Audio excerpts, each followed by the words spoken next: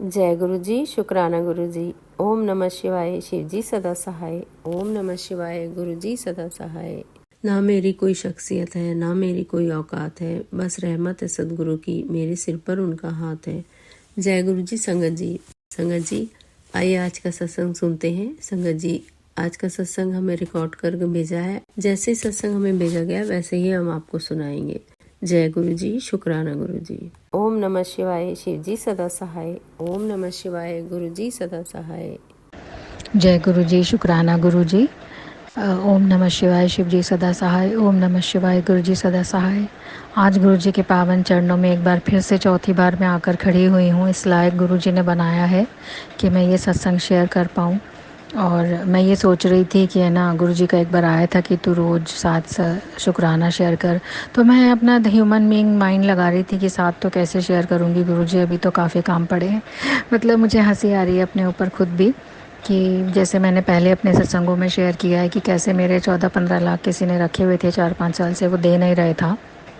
मैं अकेली दोनों बेटियों के साथ तो वो कैसे पुलिस थाना सब करके थक चुकी थी, पर नाउम्मीद भी हो गई थी, लेकिन अपनी पूजा पाठ और प्रार्थनाओं में लगी हुई थी। शिव जी के मंदिर जाना, हनुमान जी के मंदिर जाना, शनि मंदिर जाना, जितना जो भी मुझे आता था, दुर्गा माँ के, तो वो करते करते मुझे गुरुजी मिले। फिर गुरुजी के आते ही एकदम इशारा हुआ कि कुड़िए तेरा काम हो जाएगा। तो मैं हैरान हो गई और अगले दिन मेरे फ्रेंड वगैरह का फ़ोन आया कि चलो वो उसको पकड़ के ले आए, और मैं इस तरह मेरा पैसा निकल गया। ये मैं शेयर कर चुकी हूँ सारी चीज़ें, लेकिन गुरुजी कहते हैं कि शुरू से शेयर कर, इसलिए बोल रही हूँ।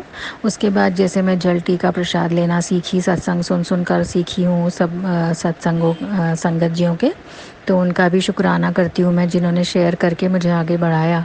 तो मैंने सुन सुन के जल चंदन टीका प्रसाद लेना सीखा। तो मेरे बच्चे 2 बार ठीक हो गए। मेरी बेटी टाइफाइड में लगी रहती थी, उसके इलाज मतलब डॉक्टरी दवाई सब लगे रहते थे, हम पैसा भी खूब खर्च होता था।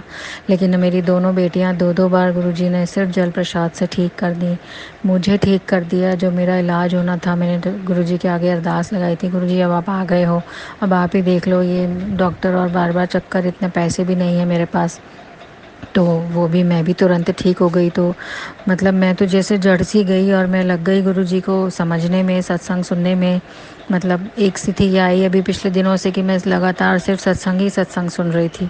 तो मेरे को थोड़ा सा इम्पेशेंट भी हो रही थी। गुरुजी कह भी रहे थे गुस्सा मत कर, सब्र रख, क्योंकि गुरुजी की जो सीख है कि एक तो श्रद्धा, हमें फेथ रखना है, सबूरी, दूसरा पेशेंस रखना है, और उसके बाद है शुक्राना। हमें जो भी मिला है हमें उसका शुक्राना करते रहना है।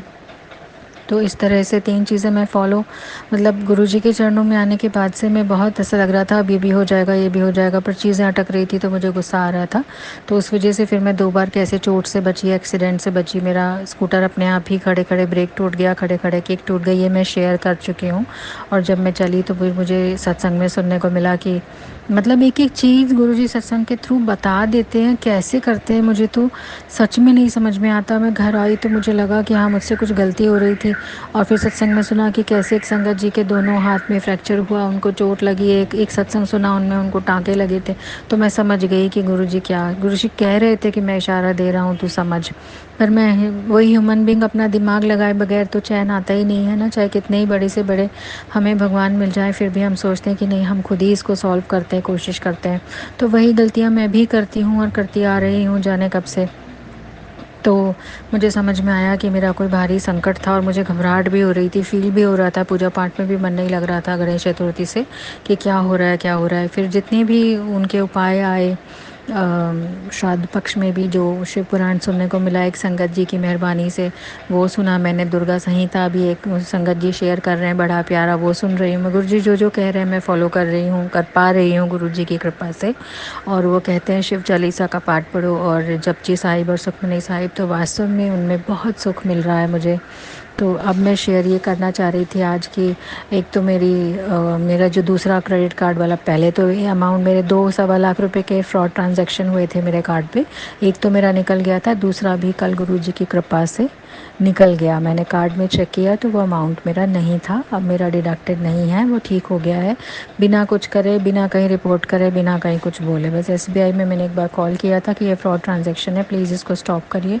वो कह रहे थे मैडम हमारे हाथ में नहीं है, हम तो है ना आपको ये फॉर्म भरना पड़ेगा, फिर आपको क्राइम में वो ये रिपोर्ट दर्ज करानी पड़ेगी, फिर इसकी तहकीकात होगी। तो ये सब मैंने तो गुरुजी पे छोड़ दिया कि गुरुजी अब नहीं कर सकती मैं ये सब, मेरा माइंड थक गया है इन चीज़ों से लड़ते लड़ते, तो आप मेरा निकलवा दीजिए। तो पहला अमाउंट तो अभी 3-4 दिन पहले मैंने सत्संग शेयर किया था, वो मेरा रिवर्स हो गया था कार्ड में, और एक मेरा कल रिवर्स हो गया है। दूसरा मेरा सत्संग ये है कि मेरी बेटी को और मुझे सर्वाइकल और कंधे में पेन वगैरह बहुत ज़्यादा रहता था, तो हम दवाइयाँ खाते रहते थे। वो तो रोज़ ही अभी इन दिनों इतना बढ़ गया था उसका। तो मैंने उसको बोला, गुरुजी का मैसेज भी आया था सत्संग में कि तू मेरा घी वाले दीपक वाले घी का सही इस्तेमाल सीख। फिर मुझे समझ नहीं आया क्या कहना चाह रहे हैं। तो फिर और सत्संग आए जिसमें सत्संग जी ने शेयर किया था, संगत जी ने, कि घी जो है उनका दीपक में जो बच जाता है वो गुरुजी के फ़ोटो में उनकी चरणों पे लगा के फिर जहाँ भी आपको तकलीफ़ है वहाँ लगा सकते हैं। तो मैंने भी वैसे ही किया, मैंने उसको बोला, वो नहीं मान रही थी, बच्चे हैं। तो फिर मैंने कल भी उसको ज़िद करके लगवाया, तो आज बोलती है मम्मी बिल्कुल ठीक हो गया मेरा पेन। तो मैंने कहा फिर तुझे मैं इतने दिन से बोल रही थी, तो बार बार वही ऑइंटमेंट लगाई जा रही है, दवाई खाई जा रही है। मैंने कहा गुरुजी ही कर देते हैं तो हमें फिर क्या ज़रूरत है। बच्चे हैं ना, ये जल्दी से वो उस चीज़ पर मानते नहीं हैं, क्योंकि इतने साल से दवाइयाँ ही खा रहे हैं, एक्सरसाइज इलाजों में ही लगे थे हम। और इधर मैंने भी अपने, मेरे को ब्रेन माइग्रेन और ये सब बहुत रहता है नर्व्स में, तो मैंने भी अपने लगाना शुरू करा, तो मुझे काफ़ी रिलीफ़ आया है। अब मैंने उसको बोला है बेटा जल प्रसाद तो हम ले ही रहे थे, अब हम दीपक का घी भी गुरुजी के पावन चरणों में लगा के रोज़ लगाएंगे, क्योंकि मैंने बहुत सारे सत्संग सुन लिए हैं। असीम कृपा है, असीम कृपा से भरे हुए सत्संग सुने हैं गुरुजी के, जिसमें उन पुरानी संगत जी के भी कितना डिटेल में कि गुरुजी स्वयं ईश्वर हैं, स्वयं साक्षात शिव हैं, सदाशिव हैं, वो इस सृष्टि के रचयिता हैं। तो उनके आगे कोई चीज़ हो सकती है क्या भला। लेकिन फिर भी देखिए ना, मतलब अपना दिमाग लगाना और टेंशन में रहना, ये जैसे मेरी आदत सी बन चुकी थी। अब चीज़ें मैंने जैसे ही वो कार्ड वाली छोड़ी, उनके ऊपर बड़े डरते डरते तो तुरंत सॉल्व हो गए। मेरे 1.25 लाख के दोनों मनी कार्ड में रिटर्न आ गया है, तो मेरे पास बर्डन ख़त्म हो गया। मेरी बच्ची ठीक हो गई, मेरा भी अब है ना घुटनों में भी और इसमें भी दर्द काफ़ी कम है। मैं भी सिर की दवाइयाँ खाती थी, तो मैंने वो भी अब हटा करके ये करना शुरू किया। तो जैसे मतलब कल से आज में भी ज़िंदगी में इतना फ़र्क आ गया ना, एक एक दिन ज़िंदगी आपकी बढ़ती है आगे, गुरुजी का सहारा पकड़ के। और कोई सहारा नहीं है, मैं 2 बेटियों के साथ, तो मतलब मेरे लिए तो जैसे काटो तो खून नहीं वाली बात होती ना, कि पता है सब कुछ फिर भी यकीन नहीं आ रहा है। लगातार गुरुजी का मंत्र जाप कर रही हूँ, जो ना उनका मंत्र जाप है वो सुबह शाम दिन रात बैठी जपती रहती हूँ। मंदिर पूजा पाठ जो मैं कर रही थी वो भी इन दिनों कम हो गया, तो मुझे डर लग रहा था कि नहीं, मैं शायद मेरा अब काम नहीं करेंगे गुरुजी। लेकिन देखिए ना, फिर भी मेरा कल कार्ड में मनी रिवर्स हो गया। तो ये हम कितना कुछ सोच लेते हैं कि नहीं अब गुरुजी मेरे से नाराज़ हो जाएंगे, ऐसा कुछ भी नहीं होता है। गुरुजी नाराज़ नहीं होते हैं, आप तो बस उनका मंत्र जाप करते रहिए, तो चीज़ें अपने आप, मंत्र जाप और उन पे ध्यान केंद्रित करके विश्वास करना, ये भी एक साधना है। बहुत मुश्किल होता है, लेकिन जब हमें सत्संग में सुनने को मिलता है और कि किस किस तरह से क्या क्या है, तो मतलब आज मुझे भी इस लायक बना दिया गुरुजी ने। मैं लोगों के सत्संग सुनती थी तो मैं सोचती थी कि क्या कभी मेरे साथ भी मतलब होगा ऐसा, तो मेरा तो ये पड़ा है, मेरा तो ये हो गया, मैं तो इस समस्या में अटक गई। मगर जब से मेरे बच्चे ठीक हुए, मैं एक्सीडेंट बीमारियों से बची, एक्सीडेंट चोट से बची, मेरे पैसे निकल गए, मेरे क्रेडिट कार्ड में से पैसे वापस आ गए, तो ये सब तो अपने आप में मतलब कोई भी सुनेगा तो सोचेगा कि क्या है। लेकिन मैं आज भी कोशिश करती हूँ कि जब भी बैठूँ तो अब अच्छी तरह से बैठकर जो है, अमृत वेला तो मैं नहीं कर पाती हूँ, लेकिन क्योंकि सुबह मुझे थोड़ा दिक्कत रहती है उठने में, तो प्रॉब्लम है क्योंकि मेरे नर्व्स में, ब्रेन में, तो मैं लेट करती हूँ। जब भी उठती हूँ तो मेरा यही शुरू हो जाता है, ओम नमः शिवाय, शिव जी सदा सहाय, ओम नमः शिवाय, गुरु जी सदा सहाय, जय गुरु जी, शुक्राना गुरु जी, मेहर करो गुरु जी, मेहर करो गुरु जी। बस सारा दिन ये तोते की तरह रटती रहती हूँ। और जो भी हमारे मतलब माड़े कर्म हैं, सबसे बड़ी बात वो हम परम गुरुजी जैसे कहते हैं कि जब भी मेरे सामने आओ तो मटेरियलिस्टिक चीज़ें नहीं मांगनी चाहिए। जैसा कि मैंने भी सत्संग में सुन कर ही सीखा है कि स्वयं शिव सदा महाशिव हैं, आप उनके सामने जाकर बस बैठ जाइए, उन्हें तो वैसे ही सब पता है कि आपको क्या चाहिए। दुनिया भर का हमें बोलते हैं, हमें ये कुछ भी नहीं कहने की ज़रूरत होती। उनके सामने बैठकर अपने माड़े कर्मों की क्षमा मांगनी चाहिए कि हमसे पिछले जन्म में, इस जन्म में मन वच काये से जो भी बुरे काम हुए हैं, होते तो हैं ही हमसे, हम ह्यूमन बीइंग्स हैं, बहुत मुश्किल होता है ईश्वर की तरह अच्छे और सच्चे हमेशा बने रहना। तो उन गलतियों की, उन पापों की लगातार क्षमा उस मंत्र के थ्रू मांगते रहिए।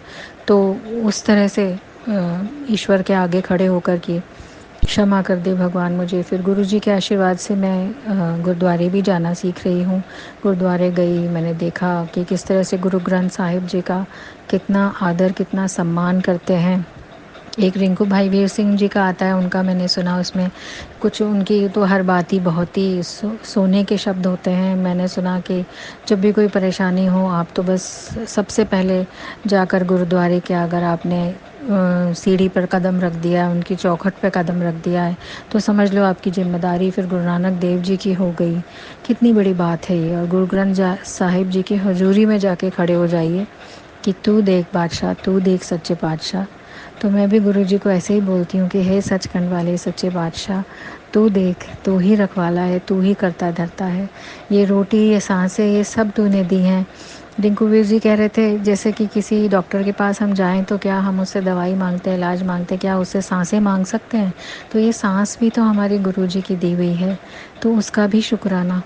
तो जब हमें सांसें मिली हुई हैं इतनी फ्री में, तो हम उसका भी शुक्राना नहीं करते, जो हमें डॉक्टर पैसे देकर भी, करोड़ों देकर भी नहीं दे सकता। वो कहता है अब तो ईश्वर के हाथ में है।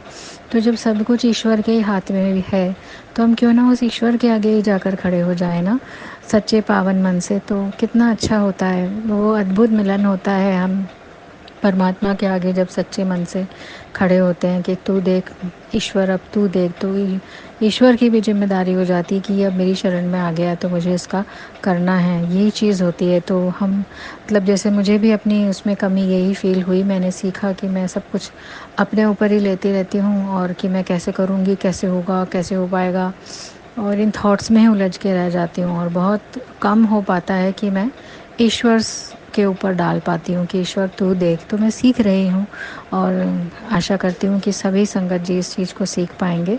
और गुरु जी के चरणों में रहकर अभी तो बहुत कुछ सीखना है। बस मेरा सत्संग इतना ही है। गुरु जी के पावन चरणों में ये सत्संग का विराम करती हूँ। ओम नमः शिवाय, शिव जी सदा सहाय। ओम नमः शिवाय, गुरु जी सदा सहाय। जय गुरु जी, शुक्राना गुरु जी, अनंतम अनंतम शुक्राना गुरु जी, अनंतम कोटि शुक्राना। जन्मों तक अपने चरणों में रखना गुरु जी। जब तक मुक्ति ना मिल जाए इस पाप पुण्य के बंधनों से, तब तक सिर्फ़ और सिर्फ अपने चरणों में लगन लगाए रखना। इतनी मेहर करना मेरे मौला, इतनी मेहर करना मेरे बादशाह। जय गुरु जी आंटी जी, जय गुरु जी संगत जी। संगत जी, अगर आपका भी कोई सत्संग है जो संगत जी के साथ आप शेयर करना चाहते हैं, तो आप हमारे डिस्क्रिप्शन पर दिए गए व्हाट्सएप नंबर पर हमें लिखकर या रिकॉर्ड करके भी हमें भेज सकते हैं। हम जल्द ही आपका सत्संग संगत जी के साथ शेयर करेंगे। जय गुरु जी, शुक्राना गुरु जी। ओम नमः शिवाय, शिव जी सदा सहाय। ओम नमः शिवाय, गुरु जी सदा सहाय।